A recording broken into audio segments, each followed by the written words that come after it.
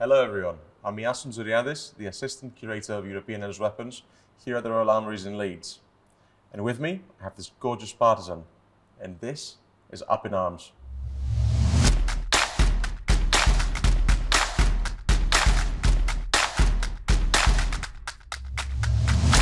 The reason I chose to talk about this partisan today is twofold. First of all, out of all edged weapons, staff weapons in general do not get enough love, and I do love staff weapons.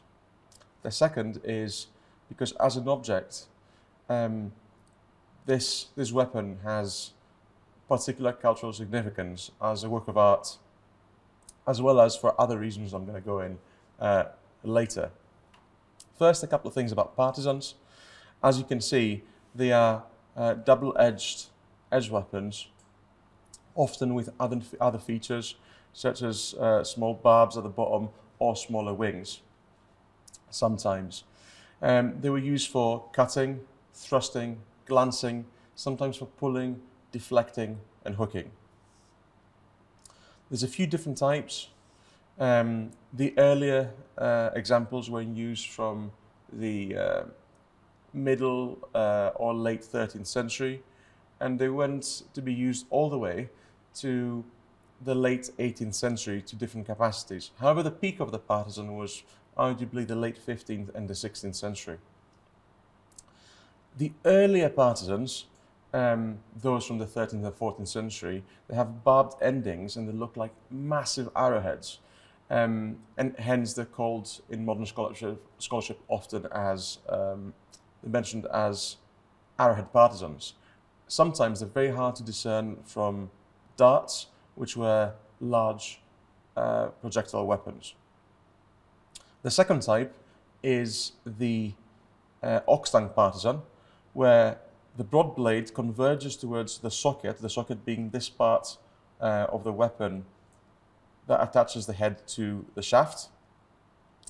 In the ox-tongue partisans, the broad blade converges in its lower end downwards or straight into the socket. Later, in the 16th century, the lower end of the weapon has here small protrusions that are like wings, and therefore is often referred to as the wing partisan. Now, this specific subtype here is something different altogether. First, I would like to speak about this specific object before I go into its type. The object, as you can see, has a broad blade. It's about 5 fingers wide. It has a medial ridge or rib continuing from the socket all the way to the tip.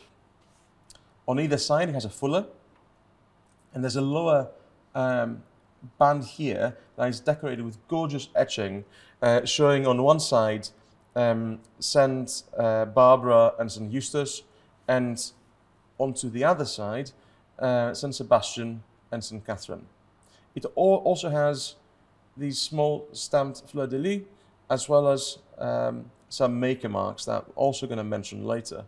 Its socket is also decorated with etched floral patterns, and it extends on its lower lateral sides to form these languettes. Of course, the shaft itself here in this example has been replaced and it's more modern. So you can see from the amazing decoration that this is a princely weapon. It's of amazing quality. Its decoration is gorgeous. And recent conservation has even revealed that inside the etching there's traces of gold alloy. Now, something about this specific type and why I chose it. Besides the types of partisan I mentioned, all of them being modern conventional ways of discussing it, as is all typology, this would probably fit in the wider category or subcategory of ox-tongue partisans, known as the ox-tongue partisans of the Bolognese type. Now, why is that, and what makes up Bolognese type ox-tongue partisan? So,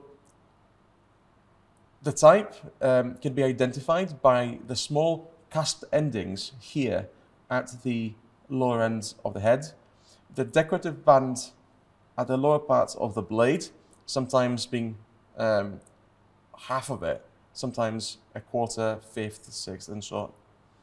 Finally, often Bolognese type partisans have these small moldings either at the base of the blades or even further lower down the socket. Of course, this one does not have these, but you need to have some of these components. The main thing are the cusps and the decorated blade. Now, why do we call this a Bolognese type?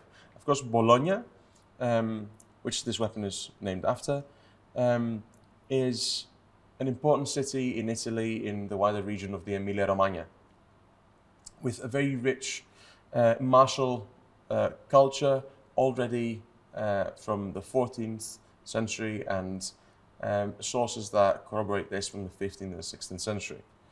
Now, specifically for this weapon, the subtype, and again, we only label it as such for the sake of discussion, weapons of this type appear in sources from the late 15th and the early 16th century from Bologna in art, in literature, and even in archival documents that describe them and describe these features. Finally, what is fascinating and how we can tie this weapon to this wider city tradition of Bologna and how we can label as such is the mark that I mentioned earlier. Now, staff weapons are in general understudied. If we compare them to other edge weapons, such as swords, that have way more identified maker marks, very few maker marks on staff weapons have been identified, and there's a lot of them. We are fortunate that this specific mark has been identified belonging to the workshop of Alessandro Coltelli, a maker of edge weapons who operated in Bologna and in the wider area in the early 16th century.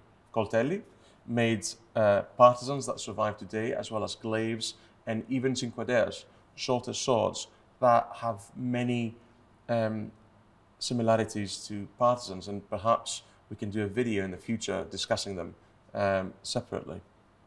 The objects by Coltelli are often identified as well, besides the mark, from the amazing designs on them, much like this object. A final thing to consider, which I find fascinating, is its importance in its context historically.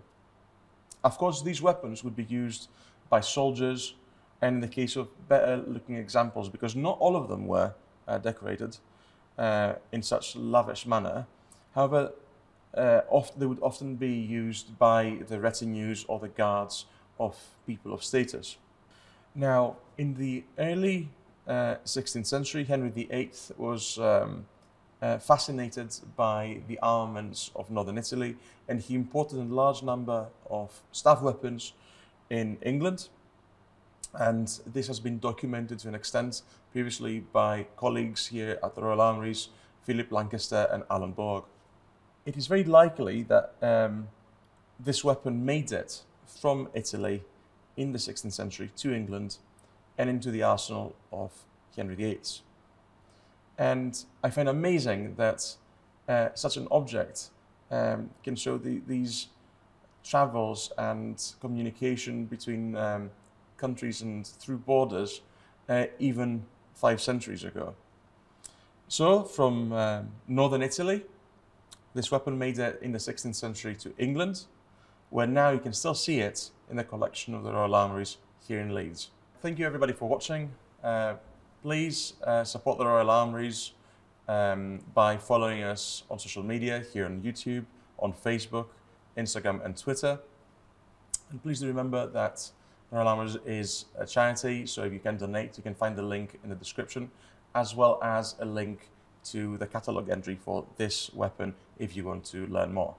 Visit the museum in our 3 sites in Leeds, London and Portsmouth. Thank you very much for watching and have a lovely day.